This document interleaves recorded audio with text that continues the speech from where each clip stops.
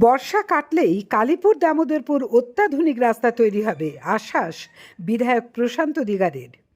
আরামবাগ থানার কালীপুর থেকে গোঘাট থানার দামোদরপুর পর্যন্ত প্রাণঘাতী রাস্তার উপর দিয়ে যাতায়াত করা ভুক্তভোগীদের জন্য আর নিছকই প্রতিশ্রুতি নয়, অত্যাধুনিক রাস্তা তৈরির পূর্ণ আশ্বাস দিলেন গোঘাটের বিধায়ক প্রশান্ত দিগার।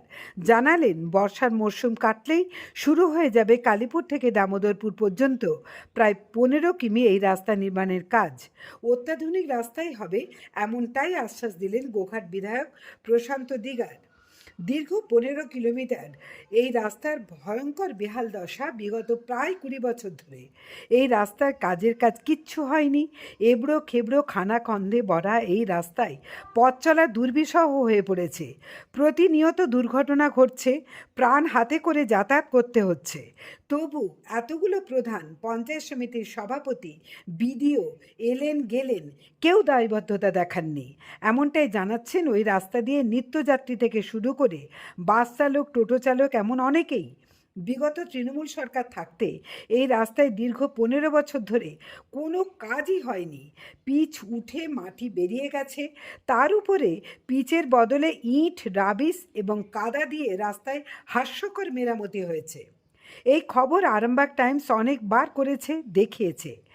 একই রাস্তা জীবনের ঝুঁকি নিয়ে নিয়মিত যাতায়াত করতে হয়, তার উপর এই রাস্তাকেও সংকীর্ণ করে মথুরা থেকে শ্যামবাটি যেতে রাস্তা জুড়ে স্থানীয় কয়েকজন অবৈধভাবে ইমারতি ব্যবসা চালাচ্ছে। ইট, বালি, পাথর ঢেলে রেখে দিব্যি ব্যবসা চালালেও কুমুরসা পঞ্চায়েত, গোঘাট থানার টহলরত পুলিশ সব জেনেও অদৃশ্য কোনো কারণেই হয়তো চোখে ঠুলি পরে আর মুখে কুলু পেটে দিবানিদ্রায় যাচ্ছেন। এই খবর করার বিনিময়ে যেমন আরামবাগ টাইমসের প্রতিনিধি কুশকুমার পাড়েকে প্রাণনাশের হুমকি, কেসে ফাঁসানোর হুমকি, কোর্টে যাওয়ানোর হুমকি ইত্যাদি দেওয়া হয়েছে, অন্যদিকে কালীপুর দামোদরপুর বেহাল রাস্তার বারবার সংবাদ করায় বালি অঞ্চল এবং কুমুরসা অঞ্চলের প্রধানদের কাছ থেকেও চোখ রাঙানি কম হয়নি। গত 2026 বিধানসভা নির্বাচনের ফল ঘোষণার আগে কালীপুরে তৃণমূলের পার্টি অফিস থেকে গণনা কেন্দ্র নেতাজি মহাবিদ্যালয় পর্যন্ত আরামবাগ পৌরসভার পক্ষ থেকে খানাখন্দ আর বিপজ্জনক করে বালি আর ইট ফেলে বোঝানোর যে বিরক্তিকর উদ্যোগ নেওয়া হয়েছিল, সেই খবর করায় সেখানেও কিন্তু আরামবাগ পৌরসভার চেয়ারম্যান সমীর ভান্ডারী রীতিমতো হুমকি দেন। জনস্বার্থে আরামবাগ টাইমস খবর পরিবেশন করে থাকে, কোনো হুমকিতে পিছিয়ে আসেনি, আসবেও না। আজ গোঘাট বিধায়ক প্রশান্ত দিগার কার্যত স্বস্তির মানেই কিন্তু শোনালেন। আমরা প্রথমেই শোনাবো বিধায়ক প্রশান্ত দিগার ঠিক কি বললেন, শোনাবো ভুক্তভোগী জনগণ তারাই বা কি শোনালেন, সবশেষে বালি অঞ্চলের তৃণমূলের বর্তমান প্রধান রঘুনাথ সাঁতরা তিনি বা কি বললেন তাও তুলে ধরব। কুশকুমার পাড়ের রিপোর্ট, আরামবাগ টাইমস। দাদা, দীর্ঘদিন আরামবাগ দামোদর রাস্তা একেবারে বেহাল দশা। মানুষ যারা এই পথে দীর্ঘদিন যাতায়াত করছে একেবারে নাজেহাল হয়ে পড়ছে। কি বলবেন যে গত তৃণমূল সরকার এই রাস্তায় উন্নয়ন বলেছিল, কথায় যে উন্নয়ন রাস্তায় দাঁড়িয়ে, সেটা কি বলবেন? উন্নয়ন এখন অনুব্রত মন্ডল রাস্তা দাঁড়িয়ে আছে। তো যাই হোক, বিষয়টা হচ্ছে আপনার কালীপুর থেকে দামোদরপুর এই 14 কিলোমিটার যে রাস্তা, এটা আপনারা জানেন, প্রত্যেকেই জানি আমরা, জেলা পরিষদের আন্ডারে রাস্তা হচ্ছে। প্রথম এই জেলা পরিষদের ব্যবস্থাপনায় যদি এই রাস্তাটা নতুন করে করতে হয়, তাহলে আমরা যে ধরনের রাস্তা আশা করছি সেটা পাবো না। জেলা পরিষদের একটা লিমিটেশন আছে। তো এই জায়গায় দাঁড়িয়ে আমার ডিমান্ড ছিল প্রথম যে রাস্তাটা জেলা পরিষদ থেকে পিডব্লিউডি আগে উত্তীর্ণ হবে। তো আপনাদেরকে আমি এটুকু আশ্বস্ত করতে পারি, বর্ষার পর অর্থাৎ আগামী পুজোর পর এই রাস্তাটা নতুন করে হবে এবং পিডব্লিউডির আন্ডারে রাস্তাটা অলরেডি চলে গেছে। রাস্তার টোটাল হওয়ার জন্য যা কিছু প্রপোজাল থেকে আরম্ভ করে টেন্ডারের কাজ চলছে। তো খুব তাড়াতাড়ি আপনাদেরকে একটু বলতে পারি যে আলিপুর থেকে দামোদরপুর 14 কিলোমিটার রাস্তা পিডব্লিউডির আন্ডারে আধুনিক ব্যবস্থাপনায় রাস্তাটা আবার নতুন করে তৈরি হবে। এখানকার অধিবাসীদের কাছে আমার বিশেষভাবে অনুরোধ যে আপনারা এই সময়টুকু একটু কষ্ট করে চলুন। আগামী দিনে ভালো একটা রাস্তা আপনাদের জন্য উপহার দিচ্ছে সরকার। আর বর্ষায় যাতে মোটামুটি চলাচলের যোগ্য করা যায়, সেই জন্য কিছু রিপেয়ারিং এর কাজের ব্যবস্থা করা হয়েছে। খুব শীঘ্রই রিপেয়ারিং এর কাজ। তৃণমূল বোর্ড রিপেয়ারিং করেছিল ইট এবং মাটি দিয়ে, যেগুলো দেখা যায় যে মানুষের আরো মরণ ফাঁদ। পিচ রাস্তায় বাম আমলের পিচ উঠে গিয়ে ইট এবং মাটি দিয়ে পিচ রাস্তায় একটা রিপেয়ারিং করেছিল, সেগুলো কিন্তু বেশি মরান ফাঁদ হয়ে যাচ্ছে। দেখুন, পিচ রাস্তা তো আর মাটি দিয়ে রিপেয়ারিং করলে হয় না, তো হলে ইট দিতে হবে, নাহলে অন্য কিছু ব্যবস্থাপনা মানে অর্থাৎ আপনাকে অস্থায়ীভাবে পিচ দিয়েই করতে হবে, চিপস পিচ দিয়ে যেমন আছে। তো আমি এটুকু বলতে পারি, আগামী 3 মাসের জন্য একটা রিপেয়ারিং হবে, আর নতুন রাস্তা খুব তাড়াতাড়ি এখানে শুরু হচ্ছে। এবং এটাও তো বললাম আগে যে পিডব্লিউডির আন্ডারে পুরো রাস্তাটা চলে গেছে, রাস্তা নতুন করে একদম 14 কিলোমিটার রাস্তা, খুব উন্নত মানের রাস্তাটা হবে এটুকু বলতে পারি। কারণ বর্ষা, এখানে বন্যা কবলিত বেশ কিছু এলাকা আছে, টোটাল এই সিস্টেমের মধ্যে আমরা সেটা মানে বিষয়টা অলরেডি অবগত করেছি যে এই রাস্তাটাকে এমন ভাবেই করতে হবে যাতে আমরা বন্যাকেও অ্যাভয়েড করতে পারি, আর বন্যা হলেও যেন ক্ষতির ভাগটা কম থাকে। বন্যা হলেও প্রতিরোধ করার ক্ষমতা থাকবে। হ্যাঁ, সেটা অবশ্যই। এখন তো জানেন যে এমন আধুনিক পদ্ধতিতে রাস্তাগুলো হচ্ছে যে বন্যা হলেও ক্ষয়ক্ষতিটা কম হচ্ছে। কেমন দীর্ঘদিন গাড়ি চালাচ্ছে, রাস্তার অবস্থা কেমন? কতটা ভয়ঙ্কর ভাবে যাতায়াত করেন আপনারা? এইভাবেই যেতে হচ্ছে, দীর্ঘদিন ধরে একই পরিস্থিতি চলছে, একই অবস্থা। দীর্ঘদিন এই কালীপুর থেকে দামোদরপুর পর্যন্ত রাস্তার কোনো মেরামতি কাজ হয় না। বর্তমানে ভারতীয় জনতা পার্টির সরকারে এসেছে, এখন কি চাইছেন? এবং যে এখন বর্তমানে তৃণমূলের এখন পর্যন্ত প্রধানরা আছেন বালি অঞ্চল এবং কুমুরসা অঞ্চল, কি বলবেন, কেন কাজ হয়নি? এর আগেও যারা প্রধান ছিল তারাও কোনো কাজ করেনি। আগে ছিল ওখানে অশোক রায়, তারপরে হচ্ছে তোমার হচ্ছে মলয় নন্দী, মানে বালির প্রধান, উপপ্রধান ছিল বলয় নন্দী, ছিল যারা, তারাও রবীন্দ্রনাথ করেনি। আবার এখানে আমাদের গোঘাট মানে কুমুরসা অঞ্চলের যে প্রধান তারাও ছিল, তাদের মধ্যে ছিল আগের প্রধান ছিল তোমার হচ্ছে উত্তম মোদী, এখন আগে ছিল উত্তম মোদী, তারাও কিছু করেনি। কোনো রাস্তাতে যা যোগাযোগ নবীন দে, এখন বর্তমানে রবীন্দ্রনাথ দে, আর এখন হচ্ছে বালির প্রধান হচ্ছে রঘুনাথ সাঁতরা। হ্যাঁ, তো কেন করেনি, কি কারণে?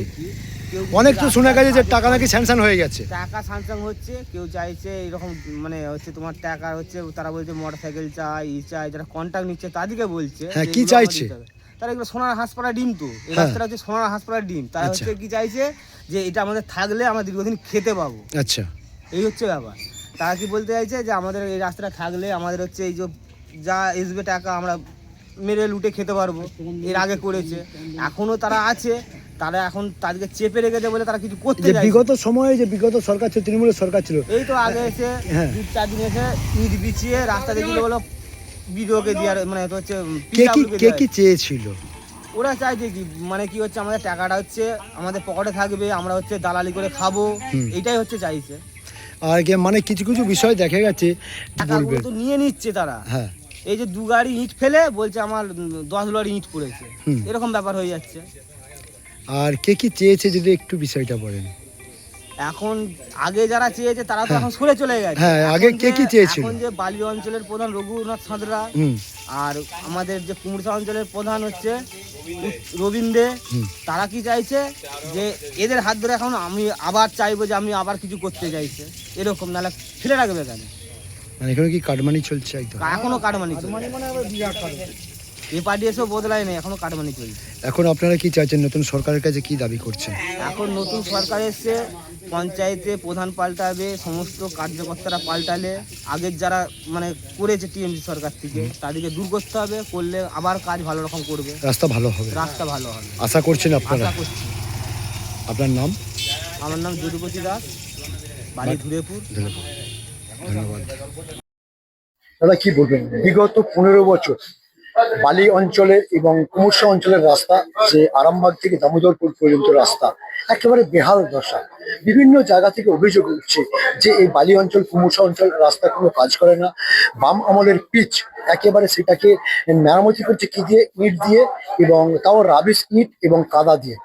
তো আপনার বিরুদ্ধে অনেকে অভিযোগ করেছেন, এরকমও ভুরি ভুরি আছে, আমরা এর আগে খবর করেছিলাম, সেই বিষয়তেও অনেক অভিযোগ আপনিও নিঃসন্দেহে পেয়েছেন যে রাস্তা প্রচুর টাকা বেরিয়েছে, সে টাকা কোথায় গেছে তার কোনো হদিশ পাওয়া যায় না।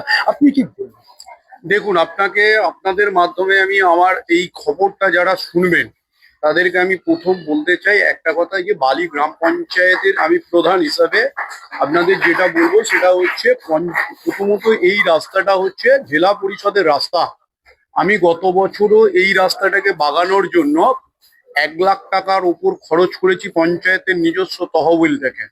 আমি জেলা পরিষদকে ইতিমধ্যেই ডিএম থেকে আরম্ভ করে ডিএম, এসডিও, সভাধিপতি, বিডিও এই 4জনকে আমি 5বার দরখাস্ত করেছি এই বেহাল দশার জন্য। কারণ আমি নিজে জানি, আমি একজন ভুক্তভোগী হিসাবে আমি নিজেও বলি জোরের সাথে, যে যেহেতু এই রাস্তাটায় আমার 20-25 হাজার লোক নিত্য যাত্রী হয়, এবং সবচেয়ে বড় কথা হচ্ছে এখানে 4টে স্কুল আছে। সেই স্কুলের ছেলে মেয়েদের যেতে খুব কষ্ট হয়, আর হচ্ছে রুগীদের যেতে বহু কষ্ট হয়। আমি কিন্তু দরখাস্তর পর দরখাস্ত করে গেছি, সব জায়গায় দরবার করেছি আর করেছি, কিন্তু কোনো রকম ভাবে কোনো কিছু হয়নি। আর এই মাঝেও হচ্ছে একবার করেছিলাম, সেখানে হচ্ছে এই আপনার হচ্ছে নির্বাচনের ঠিক আগে মানে একটা হচ্ছে প্রলেপ পড়লো, আমি সেটাতেও আমি বাধা দিয়েছিলাম যে এরকম করবেন না, হলে আমার পড়ে থাক, না হলে ভালো করে করুন। তারপরে আমার সঙ্গে WBSRD এর যে ইঞ্জিনিয়ার, ওনার সাথে আমার দেখা হয় এখানে একটা রাস্তা করতে এসে। উনি আমাকে বলেন যে এই রাস্তাটার জন্য আমি 6,79 লক্ষ টাকার একটা অলরেডি টেন্ডার ইজ ডান আমাকে বলে আমাকে করে। আমি তারপরে খোঁজও নিয়ে দেখি যে টেন্ডারটা হয়েছিল, কিন্তু কিছুদিন পরে আবার আমি জানতে পারি WBSRD এর ইঞ্জিনিয়ার হচ্ছে ওনার কাছে আমি জানতে পারি যে এই টেন্ডারটা ক্যান্সেল হয়েছে। একই জমিতে আমি সেই জায়গাতেই প্রশ্ন, যে টেন্ডারটা ক্যান্সেল হয়েছে এবং যে কন্ট্রাক্টর টেন্ডার নেওয়ার কথা ছিল সেই কন্ট্রাক্টর নাকি পিছিয়ে গেছে, এবং একটা দীর্ঘ চাহিদা ছিল এই এলাকা থেকে যে এই জিনিস দিতে হবে, না হলে কিন্তু রাস্তা আমি করতে পারবো না, এবং তিনি পিছিয়ে গেছেন যে আমি এত কিছু দিতে পারবো না। আপনাকে আমি একটা জোরের সাথে আমি বলতে পারি, যদি আমি মানে আমার প্রশাসনের কোনো লোক যদি কাউকে ভেট উপযোগ চায়, আমি জোরের সাথে বলতে পারছি, আপনি তার নামটা বলবেন, তার উপরে যদি আমি ব্যবস্থা না নিতে পারি, আমি যদি প্রধান হিসেবেও আমি কাউকে কিছু চেয়ে থাকি, তাকে তো প্রমাণ করতে হবে, এটাই হচ্ছে ব্যাপার। আপনাকে আমরা বলেছিলাম যে যদি প্রমাণ থাকে, অবশ্যই নথিপত্র যদি কোনো প্রমাণ থাকে অবশ্যই আপনারা সাবমিট করুন, এবং কে কি চেয়েছে সেটা যদি একটু দেখাতে পারেন। আমি আপনাকে বলতেছি, কন্ট্রাক্টর কি আমি নিজেও যাই না, যদি আমার বিরুদ্ধে যদি অভিযোগ ওঠে, যদি প্রমাণিত হয়, আপনাকে কিছু বলতে হবে না, আমি সেখানে উপস্থিত হবো, গলায় জুতোর মালা দিয়ে গোটাটা ঘোরাবেন, কারণ আমি এই সবের ইয়েতে নয়। আমার বক্তব্য থাকে যে টেন্ডার পায় 10 মিটার বেশি করে দেওয়ার জন্য, কিন্তু কখনোই বললেন না যে কোনো কাউকে দুটা, একদমই আমি ব্যক্তিগতভাবে আমি চেষ্টা করি। এবছরও মানে আমি গত বছরও রেন কার্ড কেটে দিয়েছি, এবছরও আমি রেন কার্ড কেটে দেবো, কারণ আমার পঞ্চায়েতের আপনারা ওন ফান্ডের অবস্থা সবাই জানেন, যে এবছর যা কৃষকদের, যা আমার বালি অঞ্চলের যে 9,000 পরিবার আছে, সেই 9,000 পরিবারের 80%-এর ওপর কৃষক। সেই কৃষকদের ওন ফান্ড থেকেই আমাদের পঞ্চায়েতের যাবতীয় কাজ করতে হয়। সামনে বর্ষা, সেই বর্ষার মরশুমেও আমাদের বন্যার আশঙ্কা। আমার তো আপনারা জানেন যে পঞ্চায়েতের অর্ধেকটা প্রায় বন্যা কবলিত এলাকা, একদম সেই বন্যা কবলিত এলাকার মানুষের কথা ভাবতেও হয়, কখন কোন সরকার বাহাদুর কখন কি দেবে না দেবে, নিজের থাকতে হবে। সেই ব্যাপার আমি সরকারকে ইতিমধ্যেও বলেছি যে আমাদের অন্তত 2-3টে নৌকা দিন আর দিন, কারণ এইগুলোকে মানুষকে মানুষকে যদি প্রশাসনে থেকে যদি পরিষেবা না দিতে পারি, সেই প্রশাসনের চেয়ারে থেকে বসে থাকে লাভ নাই। আর আমি এরকম ছেলেও না যে আমি এরকম করতে পারি। আপনি আমার বিরুদ্ধে অভিযোগ করছে যারা, আমি আবারও বলছি তাদেরকে আমি জোরের সাথেই বলছি, যদি অভিযোগ প্রমাণিত হয় তারা আমাকে যে শাস্তি দেবে আমি সেটা নেবো, কিন্তু ওই মিথ্যে করে বলে দিলাম আমি প্রধান 50টা মোটরসাইকেল চেয়েছে, এটার কোনো ভিত্তি নেই। দীর্ঘ 15 বছর এই রাস্তাতে কোনো কাজ হয় না, এই বিষয়ে তৃণমূল বোর্ড কি করেছিল? তৃণমূল বোর্ড যেটা আমি আপনাকে বলছি, আমি পঞ্চায়েত প্রধান হিসেবে 3 বছরে 5 থেকে 6টা চিঠি দিয়েছি, নিজে সভাধিপতির সাথে কথা বলেছি, এবং বিভিন্ন যে জায়গায় জানানোর আমি কিন্তু জানিয়েছি। আপনি যদি আমাকে ডকুমেন্টস চান, আমি সব ডকুমেন্টস দিয়ে দেবো। বর্তমানে জনতা পার্টির সরকার এসেছে, আপনি কতটা ভাবাতে পারবেন বর্তমান এমএলএ সাহেব? আমি বর্তমান এমএলএ সাহেবের এখন মোটামুটি কাছের লোক, আমাদের এখানকারের ঘরের ছেলে সত্যজিৎ টুডুকে আমি বলেছি, আমি দাদাকেও নিজস্ব ভাবে বলেছি যে দাদা এই রাস্তাটা নিয়ে দেখুন। উনিও চেষ্টা করছে।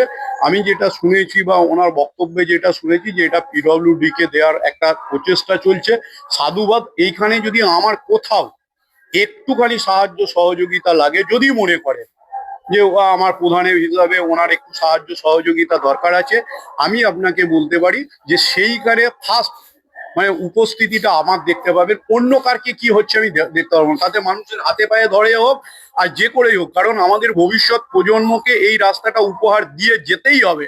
যদি না দিতে পারি তাহলে আমরা কিসের প্রশাসনের লোক? তাহলে এতদিন কেন আপনারা ভাবাতে পারেননি আপনাদের বোর্ডকে? এতদিন ধরে আজকে যেটা বলছেন যে আমার যদি এতটুকু সাহায্য হয় আমি সহযোগিতার হাত বাড়িয়ে দেবো, ঠিক এই বিষয়টা এতদিন কেন আপনারা বিলম্ব করেছেন? না, আমি আপনাকে বলছি, আমাদের এখানে যারা জেলা পরিষদের মেম্বার, সেই জেলা, আপনাদের board, হ্যাঁ হ্যাঁ হ্যাঁ, আমি বলছি আপনাকে, ধরুন পঞ্চায়েত বোর্ড, পঞ্চায়েতের কর্মকাণ্ড কি আপনি নিজেও জানেন, সংবিধানটাও জানেন। সংবিধানের মাধ্যমে আমাদের কাজ কি, পঞ্চায়েতের প্রধানদের কাজ যে কোন সমস্যাগুলো আছে সেইগুলোকে বিভিন্ন দপ্তরে পাঠানো। এই দপ্তরে পাঠানো ছাড়া তো আমাদের কিছু নেই। আমাদের যেখানে যার বলার আমি সবাইকেই বলেছিলাম, এবং আমি করজোরে প্রার্থনা করেছিলাম। আমি এসডিও সাহেবেরকেও বলেছিলাম, বিডিওকেও বলেছিলাম যে আমার এই রাস্তাটা আপনারা দেখুন, আর কোথাও কিছু আমার চাহিদা নেই। আমার নাম রঘুনাথ সাঁতরা, বালিগ্রাম পঞ্চায়েত প্রধান। জ্যোতিষ জগতে অদ্বিতীয় ডক্টর অঞ্জন শাস্ত্রী আপনার উজ্জ্বল ভবিষ্যতের একমাত্র দিশারি। Call for booking 7477886099 or log in www.anjanshastri.com। Download করুন আমাদের exclusive mobile app astro Anjan.